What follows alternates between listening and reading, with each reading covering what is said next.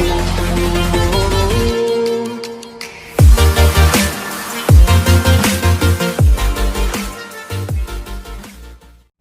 student. Today I'm myself Nandishwari teacher और आज हम पढ़ने वाले हैं ज्योग्राफी के बारे में. So आज हमारा इंटरेस्टिंग टॉपिक जिसके हम बारे में बात करने वाले हैं that is population. Population का मतलब क्या होता है? Population का मतलब होता है एक पर्टिकुलर रेसिडेंस में एरिया में कितने लोग रिसाइड करते हैं, उसके पर्टिकुलर सोशल बाउंड्री में, पॉलिटिकल बाउंड्री में कितने लोग रहते हैं, उसे हम कहते हैं पॉपुलेशन. सो अभी दूसरी बात पहले मीन्स टुडे इंडिया के मैप के बारे में बात करेंगे. जो आप देख सकते हो इंडिया का मैप है और कुछ इंपॉर्टेंट पॉइंट्स के बारे में रीड करेंगे जो आप ब्लैक बोर्ड पर देख सकते हो. सो पहला अगर हम बात करेंगे कि सेंसस के बारे में, हमारी इंडिया की जो सेंसस है जिसे हम जनगणना कहते हैं हिंदी में, हमारी कंट्री में कितनी पॉपुलेशन रहती है जिसके बारे में हम आज पढ़ने वाले हैं. हमारी जो कंट्री की पॉपुलेशन है ये अराउंड 121 करोड़ है. नेक्स्ट अगर हम बात करेंगे कोई भी कंट्री की पॉपुलेशन हमारे लिए बहुत इंपॉर्टेंट मानी जाती है. सो इंपॉर्टेंट रिसोर्स माना जाता है उस कंट्री का. जहाँ की पॉपुलेशन बहुत अच्छी हो वहां पर डेवलपमेंट बहुत अच्छा होता है. सो क्वालिटेटिव एस्पेक्ट की हम बोल सकते हैं. डेवलपमेंट अच्छा होना मतलब वहाँ पे क्वालिटेटिव एस्पेक्ट है. उस कंट्री की एजुकेशन क्वालिटी अच्छी है, वहाँ की सोशल डेवलपमेंट अच्छी है, वहाँ का सोशल क्लास अच्छा है और ये सब बातें हम पॉपुलेशन के रीड आउट कर और समझकर ये सब बातों को जानते हैं. दूसरा आता है हमारा लैंड. लैंड ऑक्यूपाई करना है. लैंड ऑक्यूपाई करता है पूरे वर्ल्ड में दैट्स अराउंड 2.41%. अगर हम बात करते हैं इस पर्टिकुलर लैंड पर 17.5% टोटल पॉपुलेशन रिसाइड करती है, जो कि इंडिया में 7th रैंक आता है. Students, I would like to tell you that India हमारे एशियन कंटिनेंट में आता है और रैंक पॉपुलेशन में देखा जाएगा तो सेकंड एंड फर्स्ट जिसका रैंक आता है that is about China. Next will go to the point of average density. यहाँ पे एवरेज डेंसिटी पॉपुलेशन की कितनी है? यहाँ पे पॉपुलेशन की जो एवरेज डेंसिटी है वो की 382 पर स्क्वायर किलोमीटर है. हम आसानी से इस बात को मेजरमेंट कर सकते हैं, मतलब एक पर्टिकुलर एरिया में पर स्क्वायर किलोमीटर के एरिया में कितने लोग रहते हैं. That's around 382. Now we go to the next point that's about average density जिसे हम अभी रीड कर लिया. नेक्स्ट आता है डिस्ट्रीब्यूशन. हर कंट्री का जो पॉपुलेशन है वो अनइवनली डिस्ट्रीब्यूटेड है. उसके लिए हम कुछ फैक्टर्स के बारे में बात करेंगे. अनइवनली डिस्ट्रीब्यूटेड क्यों है? फिजियोग्राफी वहां की, क्लाइमेट वहां का, ये सब बातें बहुत इंपॉर्टेंट रोल प्ले करती है. तो वहां की पॉपुलेशन किस तरीके से डिस्ट्रीब्यूटेड है, इसका आपको एग्जांपल अगर मैं देना चाहूंगी तो हमारे इंडिया में हर जगह जगह पर अलग अलग तरह के लैंड एरिया अवेलेबल है. जिसे हम एग्जांपल के तौर पर कहेंगे, नॉर्थ में जाते हैं तो आपको हिमालयन प्लेन्स दिखते हैं. If you go to the east side आपको माउंटेनियस एरिया भी नजर आएगा, प्लेन लैंड भी नजर आएंगे. नेक्स्ट आपको नॉर्थ साइड आते हो तो आपको डेजर्ट एरिया और प्लेन एरिया नजर आएगा साउथ साइड में एंड सो ऑन. अगर हम देखते हैं तो हर जगह पर पॉपुलेशन एक जैसी नहीं है. कहीं पे पॉपुलेशन बहुत डेंस है तो कहीं पे पॉपुलेशन बहुत स्पर्स है.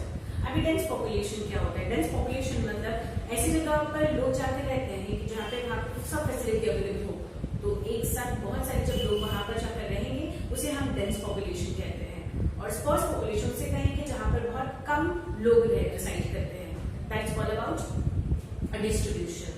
नाउ हम दूसरी बात पर बात करते हैं that is about establishment. Simultaneously आप इंडिया का मैप भी दिखती रही है ताकि आपको पता चलेगा. जो आपको टेक्स्ट बुक में दिया है 6.1 फिगर में, वहां पर आपको क्लियरली नजर बताया है कि कलरफुल वे में कौन से स्टेट्स में किस किस तरह से पॉपुलेशन को डिस्ट्रीब्यूट किया गया है. आप वो मैप रीडिंग के जरिए इस बात को बहुत क्लियरली समझ सकते हो. एस्टैब्लिशमेंट. नेक्स्ट अबाउट हमारा आता है कॉन्सेंट्रेशन. अच्छा, लोगों की जो पॉपुलेशन है कॉन्सेंट्रेट वहीं पर होगी जहां पर फार्मिंग, इंडस्ट्रीज और ट्रेड बहुत अच्छा चलता हो. फार्मिंग का हम दूसरा नाम दे सकते हैं एग्रीकल्चर. इसका एग्जांपल और एक मैं आपको देना चाहूँ अबाउट हड़प्पन सिविलाइजेशन, जिसे हम रिवर इंडस वैली यहाँ पर है. यहाँ पर बहुत एंशिएंट टाइम से लोग वहां पर फ्लरिश हुआ करते थे क्योंकि वहां का जो क्लाइमेट है, कुछ फैक्टर्स बता रही हूँ मैं. क्लाइमेट जैसे कि हो गया, क्लाइमेट वहां का बहुत अच्छा है, फर्टाइल लैंड है, फिजियोग्राफी बहुत अच्छी है, it's in plain area. So agriculture करने में वहां के लोगों को बहुत आसानी हुआ करती थी. जो लोग वहां पर जाकर एस्टैब्लिश हुआ करते थे और कॉन्सेंट्रेट करना, मतलब कॉन्सेंट्रेट एक ही जगह पर जाकर रह जाना। सो हम अभी बात करेंगे कुछ कॉन्सेंट्रेशन ऑफ हमारे कॉन्सेंट्रेटेड पॉपुलेशन हमारे इंडिया की कहाँ कहाँ पे है। कॉन्सेंट्रेशन हमारे इंडिया की जो पॉपुलेशन है वो की नॉर्थ इंडियन प्लेन्स, जिसे हम कहते हैं Gangetic plains. Now Gangetic plains के बारे में अगर कहा जाए तो example that is about Delhi, Kolkata, Bangalore, Mumbai etcetera. तो यहाँ पर लोगों की जो कॉन्सेंट्रेट पॉपुलेशन है, बहुत सारे लोग माइग्रेट होकर यहाँ पर रहने के लिए आते हैं। माइग्रेशन का मतलब क्या होता है? जब कभी कोई भी पर्पस के लिए अपनी जगह से दूसरी जगह पर ट्रैवल कर जाता है और वहां पर सेटल हो जाता है, या एजुकेशन के माध्यम से जिसे हम कह सकते हैं, या फिर बिजनेस करने के लिए चला जाता हो, या फिर यहाँ पर परमानेंट जॉब के लिए वहां पर सेटल होता हो। तो माइग्रेशन ये सारी जगहों में बहुत ज्यादा है, जो जगहों के मैंने अभी आपसे नाम डिस्कस किए हैं ना। नेक्स्ट जगह बताते हैं उसकी कंट्रोल में अगर बात करें, माउंटेनियस एरिया, हिली एरिया, और वहां पर डेंस फॉरेस्ट जिसे कहेंगे, जो घना जंगल है, फॉरेस्ट एरिया है, वहां पर डेजर्ट एरिया, यहाँ सभी पे पॉपुलेशन बहुत स्पर्स है, स्पर्स पॉपुलेशन है, और उसकी वजह से बिकॉज ऑफ इनएक्सेसिबिलिटी वहां पर आसानी नहीं, वहां के लोगों की लाइफ बहुत बोलते हैं कि टफ है। नाउ टफ कैसे एग्जांपल अगर आपको देना चाहूँ, दैट्स अबाउट राजस्थान। राजस्थान में आपको ऐसा देखने के लिए मिलेगा, वहां पर डेजर्ट एरिया है, लोगों को पानी की अवेलेबिलिटी बहुत ज्यादा नहीं है, सो उनको बहुत स्ट्रगल करना पड़ता है उस बात को। वहां पे एग्रीकल्चर बहुत ज्यादा पैमाने पे कंडक्ट नहीं किया जाता। सो टुडे हम देखते हैं about this is all about I can say India's population. So next हम पढ़ने वाले हैं ब्राजील के बारे में। नाउ ब्राजील एक ऐसी कंट्री है जो साउथ अमेरिकन कंटिनेंट में आती है। नाउ साउथ अमेरिकन कंटिनेंट में ब्राजील एक कंट्री है, और वहां का सेंसस अगर हम ये भी हम पॉइंट वाइज रीड करेंगे, आपको टेक्स्ट बुक में देखना है जो ब्राजील की मैप है। अभी हम मैप के बारे में स्टडी करके देन हम आगे बढ़ेंगे। Now census. नाउ ब्राजील का census according to 2010 19 crore population है, और वहां का जो एरिया है जिसे हम लैंड करके भी कह सकते हैं, is around 5.6% of total world population, और वहां पर 2.78% पॉपुलेशन डिसाइड करती है। नेक्स्ट, वहां की अगर हम एवरेज डेंसिटी की बात करें तो 23 पर्सन पर स्क्वायर किलोमीटर एरिया में रहते हैं। वहां पर ब्राजील में भी जो डिस्ट्रीब्यूशन है वो भी अनइवन माना जाता है। अनइवन डिस्ट्रीब्यूशन क्यों है? क्योंकि जो ईस्टर्न कोस्टल एरिया है ब्राजील का, वो अराउंड 300 किलोमीटर तक ही एक्सेसिबल है, लोग वहां तक आसानी से जा सकते हैं, उसके आगे उनका जाना बहुत इम्पॉसिबल है।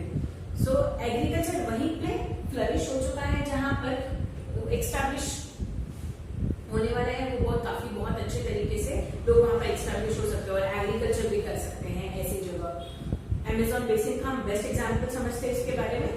300 किलोमीटर एरिया तक अगर आप ईस्ट साइड में जाओगे, east coastal area 300 kilometre area तक का ही एक्सेसिबल है। सो वहां पर एग्रीकल्चर अमेजोन बेसिन की यहाँ पर होता है, और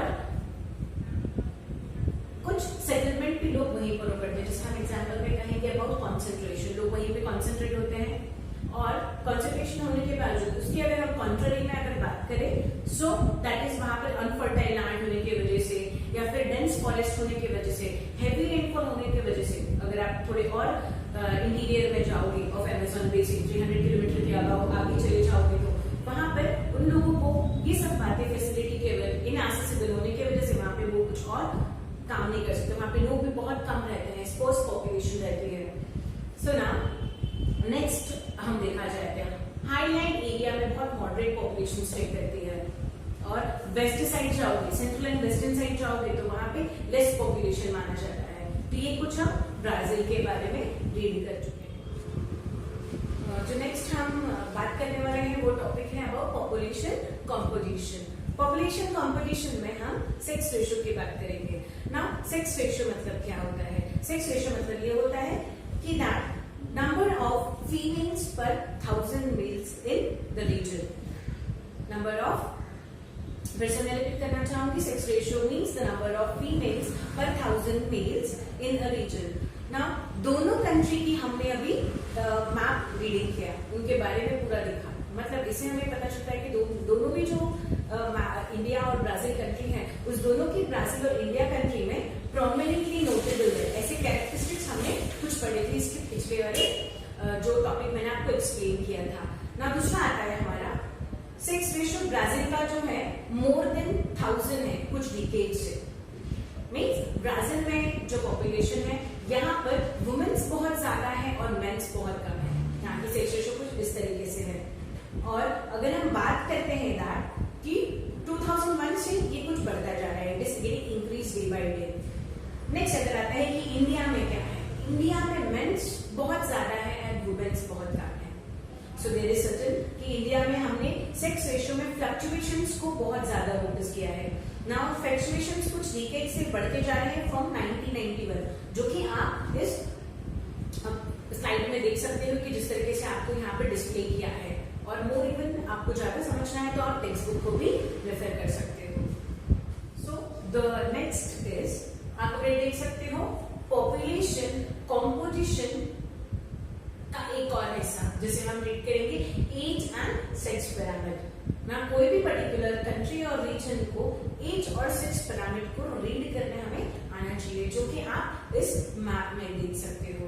आसानी से जो फिगर आपको दिया है एज एंड सेक्स पिरामिड का, उसमें आप आसानी से देख सकते हैं। ना ये जो ग्राफ है आपको ये बताता है पॉपुलेशन के बारे में, मतलब यहाँ पर आपको एज भी देखने के लिए मिलेगा और वहां की पर्टिकुलर कंट्री की आपको क्या है सेक्स भी देखने मिलेगी। मेल कितने रहते हैं, फीमेल कितने रहते हैं, वर्किंग पॉपुलेशन वहां पर कितना है और ओल्ड पीपल लोग कितने रहते हैं।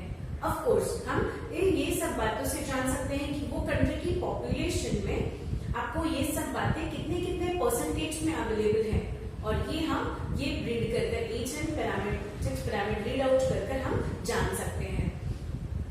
नाउ नेक्स्ट अगर बात की जाए तो कि ये हमें हेल्प आउट करता है बताने के लिए। अगर ये मैप को अगर देखकर हम समझ सके तो हम समझेंगे कि इंडिया में जो यूथ की पॉपुलेशन बहुत ज्यादा है, यूथ की पॉपुलेशन ज्यादा होने की वजह से वर्किंग पॉपुलेशन बहुत ज्यादा है। और हमारे इंडिया में 80 इयर्स से भी ज्यादा लोग स्टे करते हैं। बट उसके कंट्री में हम ब्राजील की बात करें तो ब्राजील में दिन बर दिन पॉपुलेशन कम होती चली जा रही है। कुछ देखो मैं हमारे इंडिया का सिचुएशन कुछ अलग ही है, बट ब्राजील की जो पॉपुलेशन है वो 70 इयर्स अबाउ 80 इयर्स अबाउ भी वहां पर लोग ज्यादा स्टे करते हैं। तो ये हम रीड आउट करने वाले हैं एज एंड सेक्स पिरामिड में। एक और बात अगर मैं आपको इम्पोर्टेंटली कहनी चाहूँ कि एज ग्रुप जो 80 इयर्स हमारे हैं, 80 इयर्स के अबाउ इंडिया में, उससे ज्यादा ब्राजील में है। जो मैंने आपसे कहा अभी जस्ट कि इंडिया के जो लोग हैं 80 अबाउ के एज भी ज्यादा है और ब्राजील में भी 70 और 80 अबाउ की जो एज ग्रुप है वो लोग बहुत ज्यादा है। तो बट हमारे इंडिया के कंपैरिजन में अगर हम ब्राजील को कंपेयर करते हैं तो 80 इयर्स के लोग उसमें भी काफी बहुत ज्यादा पाए जाते हैं। तो आपको ये गौर से मैप को रीड करना है, समझना है और देन इस टॉपिक को यहाँ पर वाइंड अप करना है। Then we are going to study about the next topic. जो हम नेक्स्ट टॉपिक की बात करने वाले हैं that's about population growth rate. Now population growth rate क्या होता है? इंडिया जो हम फिगर देख सकते हैं that is the figure of 6.5 जिसमें हम पॉपुलेशन की ग्रोथ रेट की स्टडी करेंगे ब्राजील एंड इंडिया की।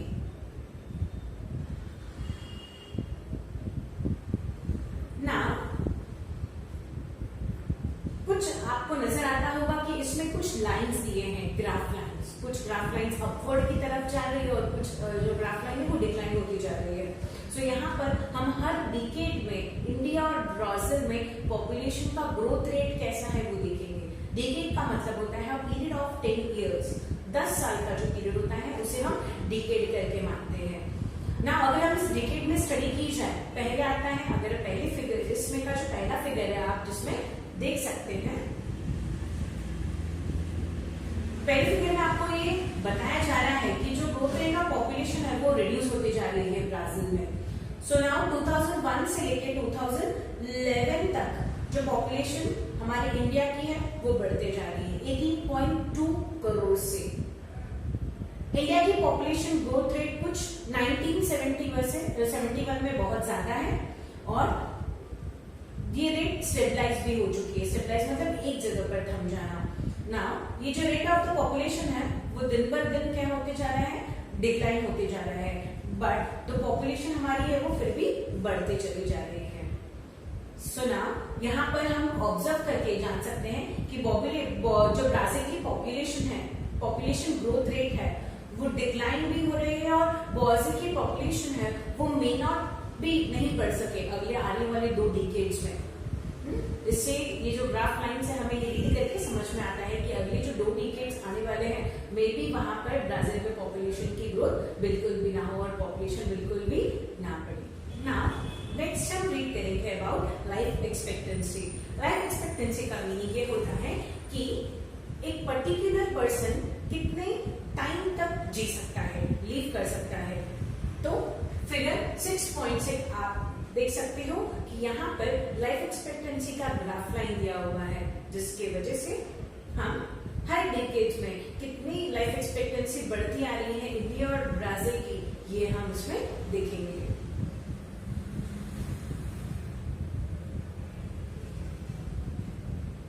मीन्स जितनी बार जो ग्राफ लाइन अगर बढ़ती जाएगी उससे हमें समझ में आएगा कि हमारी लाइफ एक्सपेक्टेंसी है वो बढ़ते जा रही है। अब इनका क्या रीजन है वो भी हम आगे डिस्कस करेंगे। पहले तो हम ये समझ जाए कि इंडिया का अराउंड 68 इयर्स तक लोगों की लाइफ एक्सपेक्टेंसी है और अगर हम ब्राजील से कंपेयर करेंगे तो मोर देन 75 इयर्स वहां पर लोग जी सकते हैं, लीव कर सकते हैं ना। कुछ बातों को अगर हम दर्शाएं तो वो कुछ बातें ऐसी हैं कि इंग्लिश इंक्रीज होने की वजह से ना लाइफ एक्सपेक्टेंसी इंक्रीज है। डेवलपमेंट कोई भी सोसाइटी के, अगर कोई भी सोसाइटी की डेवलपमेंट होती है तो उसका यही कारण है कि वहां पर लाइफ एक्सपेक्टेंसी बहुत ज्यादा है। मेडिकल फैसिलिटीज में इंप्रूवमेंट बहुत सारी आ चुकी है और प्रॉपरली उस चीजों को ख्याल रखा गया है कि लोगों को न्यूट्रिशंस फूड की अवेलेबिलिटी बहुत ज्यादा अच्छे से अवेलेबल हो चुकी है और ये डेवलपिंग कंट्रीज में बहुत ज्यादा नजर आती है। बट अभी हमारी सोशो इकोनॉमिक डेवलपमेंट भी बढ़ती हुई चली जा रही है। अगर हम इस ग्राफ के माध्यम से देखेंगे तो हमें ग्राफ लाइन को रीड आउट करना है और इस बातों को समझना है कि इस में लाइफ एक्सपेक्टेंसी इंडिया और ब्राजील की डिकेड वाइज कैसी है। नेक्स्ट जो हमें देखना है that is about literacy rate. ना हर कंट्री की सी लिटरेसी रेट जानना भी हमें बहुत जरूरी है। इंडिया और ब्राजील में, अच्छा लिटरेसी रेट मीन्स होता क्या है? Literacy rate means the country peoples, those who have ability of understanding and to write, उसे हम कहेंगे लिटरेसी रेट। मतलब जो भी कंट्री की लोग लिख सकते हैं और पढ़ सकते हैं उसे हम कहते हैं लिटरेसी रेट। यहाँ पर 6.7 वाले फिगर में